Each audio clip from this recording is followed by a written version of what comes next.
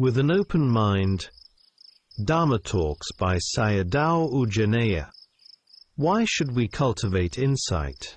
Dhamma Talks given in Malaysia. There are 10 talks given in Malaysia in 2011. I am just making notes of them and combining them all together here. Ahetukadithi rejects the cause. It can be translated as a causeless view. Natikadithi rejects the result or effect, a non-result view. Akhiriyadithi rejects the law of karma. It rejects both cause and result. Identity view, Sakayaditti, arises by clinging to the 5 aggregates khandha. Self-view, Attaditti, arises by clinging to concepts, panati. They arise together, and the mind that takes them as mental factors of the mind is influenced and controlled by them. Consciousness, Vijnana, is special knowing. Knowing of what? Feeling, perception and mental formations. These are known by consciousness through differentiation. Wisdom or discernment, Panna, is knowing through analysis, such as the 4 Noble Truths, dependent co-origination, and the 3 universal characteristics, etc. People with ordinary merits and perfections are unable to rely on and take refuge in the teachings of the Buddha, who possesses great merits, power, perfection and holiness. They also cannot encounter him or remain under his influence. Therefore, you all have merits and perfections. Therefore you must succeed in your practice. This is not mere encouragement.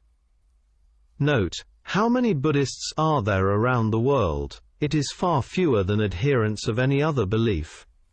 Even among these few Buddhists, true Buddhists are rarer still. You cannot count the Chinese population alone as Buddhists. The majority of them are deity worshippers who only have faith in and take refuge in external powers. If they declare themselves as Buddhists, it is often in name only. Why? Because deities and external powers are regarded as more important than the law of karma. Even the Buddha cannot help everyone. He can help only beings who possess good merits and the appropriate potential. Buddhists who have noble qualities should cultivate them, rather than merely seeking the fulfillment of prayers and wishes. Therefore, they should understand the 5 noble qualities taught in the suttas, Saddha, Sila, Sutta, Kagga and Panna, and cultivate them in daily life.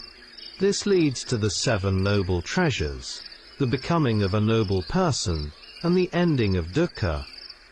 Buddhists who wish to examine whether they possess merits and perfections can do so without difficulty if they have knowledge of the suttas. There are 2 suttas relevant to this topic: the 8 faults of inopportune moments, A in 8.29, Akana Sutta, and the 5 rarities, A in 5.143, Sarandada Sutta. I would also like to refer to a Dhamma talk by Mogok Sayadaw, Part 14, The 5 Rarities, the 5th to the 7th of April 1962. Contemplation of painful feeling does not imply self-mortification, rather, it is to understand the nature of Vedana. This explanation is related to criticism of a lay teacher who taught Dhammanupassana Satipatthana while overemphasizing it on the middle way. Sayadaw Jhaneyya did not accept this approach. Sayadaw Jhaneyya continued to discuss Tai-in Gu Yogis, experiences during Anapanasati meditation. See my translation of Jhaneyya's teachings. At the beginning of practice, both body and mind are painful. With extensive contemplation, the body may remain painful but the mind does not. The yogi is then able to contemplate and understand the nature of feelings as painful and as disappearing. Pain arises and passes away. As Mogok Sayadaw said, if you discern anicca, you are no longer concerned with Vedana. There are 4 types of full awareness: sampajana, full awareness of the purpose of one's actions, full awareness of the suitability of one's means, full awareness of the domain, that is, not abandoning the subject of meditation, and full awareness of reality. If types 1, 2 and 3 are developed and completed, type 4 will arise. That is, 1, 2 and 3 are the causes for 4. Continuing on the subjects of atta and anatta, people with few kilesa, defilements, perform actions for the welfare of human beings and the world. Because of fools and bad people, there are problems and suffering in the world. Such suffering never arises through noble beings, Aryas. Someone with sharp wisdom who becomes an arahant in a single sitting, also begins from the lower path knowledges, but passes through them too quickly to be discerned one by one. It is like using a very sharp-pointed nail on a pile of paper, and striking it forcefully with a heavy hammer. The iron nail passes from the top to the bottom very quickly. Mention is made of experiences of the 4 elements in practice. If the 4 elements change, yogis may have doubts without the knowledge of full understanding of what is known, nata parina. This point is very important.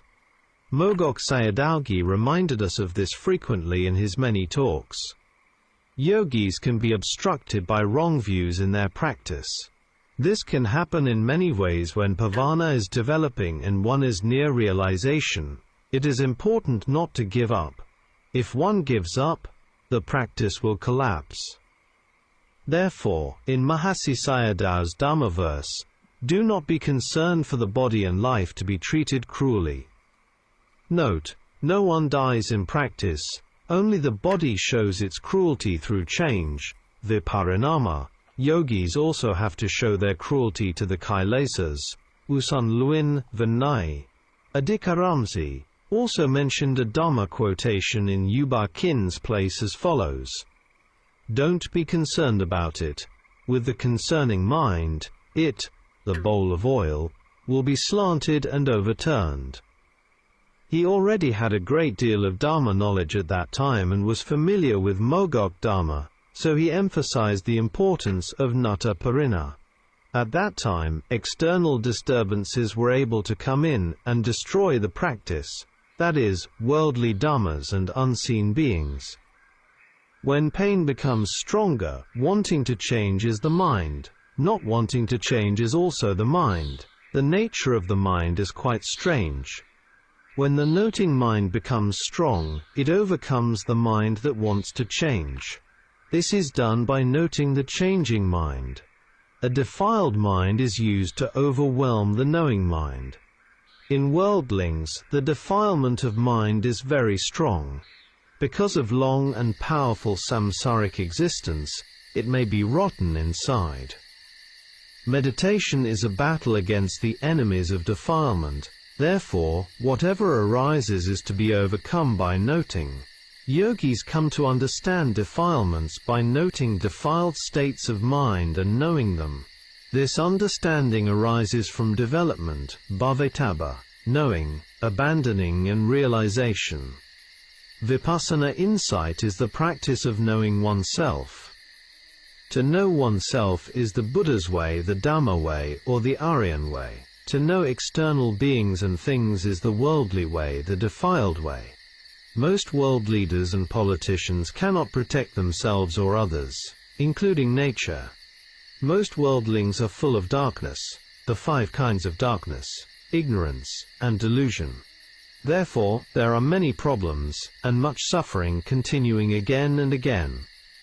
Only Dhamma education can make humans free from problems and suffering. Otherwise the human realm declines toward hell, animal and ghost realms. These also become their future destinations. Dharma reflection. Do mind and body have the same value? Today I and my kapiya, lay attendants, were talking about a water heating machine and complaining about the low quality of most modern products. These products do not last long and are easily damaged. Today, humans are more centered on money than on quality, including the quality of themselves.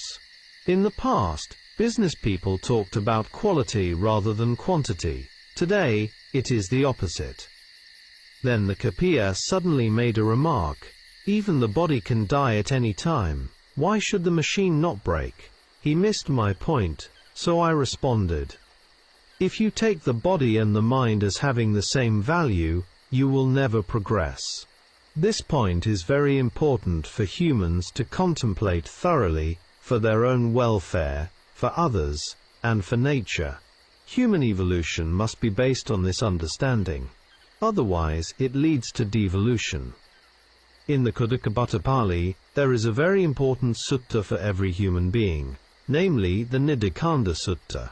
For me it is as important as other suttas, such as the Mangala Sutta, the Metta Sutta, and the teaching on the law of karma.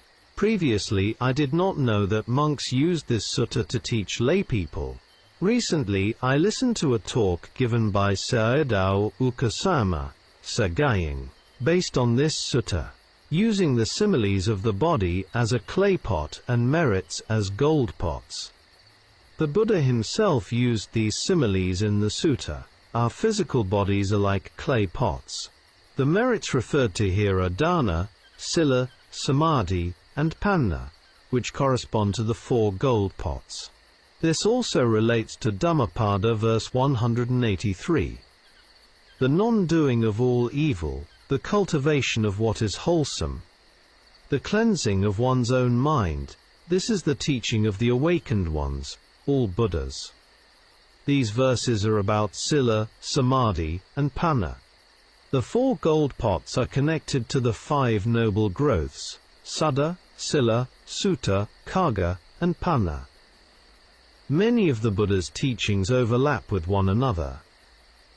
In fact, our physical body is weaker and more fragile than a clay pot.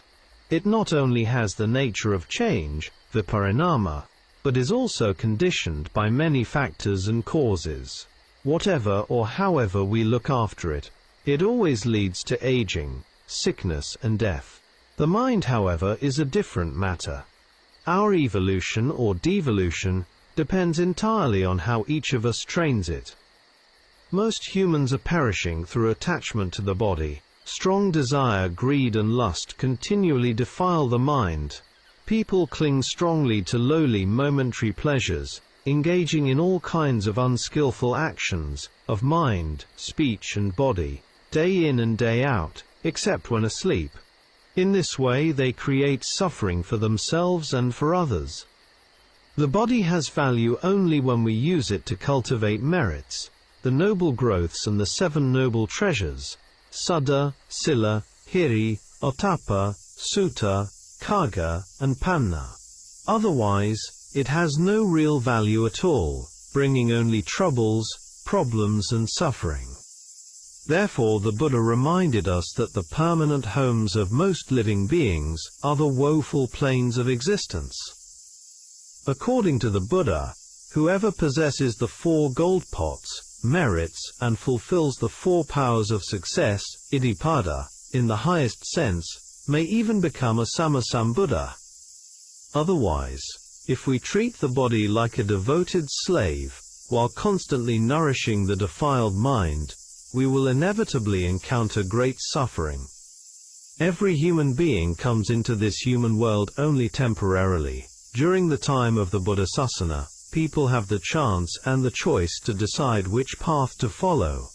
One may choose suffering for oneself and others, or happiness for oneself and others. To choose happiness is also a very important duty, because no one loves dukkha, and everyone loves sukha.